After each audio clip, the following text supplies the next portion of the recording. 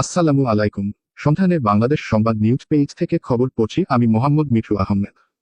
চাঁপাইনবাবগঞ্জ শহীদ president Ziaur রহমানের জন্মবার্ষিকীতে আলোচনা ও দোয়া।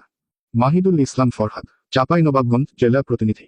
বাংলাদেশের স্বাধীনতার মহান ঘোষক, বহুদলীয় গণতন্ত্রের প্রবক্তা ও বিএনপি প্রতিষ্ঠাতা শহীদ প্রেসিডেন্ট জিয়াউর রহমান বীর উত্তম এর 89তম জন্মবার্ষিকী উপলক্ষে চাঁপাইনবাবগঞ্জ আলোচনা সভা ও দোয়া মাহফিল অনুষ্ঠিত হয়েছে।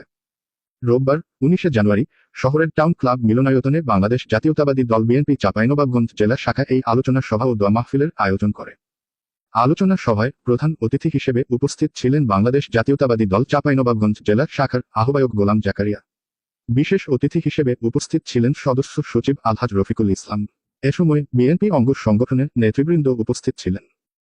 স্বাধীনতা ঘোষণার ফলে সে সময়ে দেশের সেনাবাহিনী, বাঙালি সেনাবাহিনী, বাঙালি আজকের এই আলোচনায় সম্মানিত বিশেষ অতিথিবৃন্দ, সম্মানিত চাঁপাইনবাবগঞ্জ জেলা এবং সদর উপজেলা।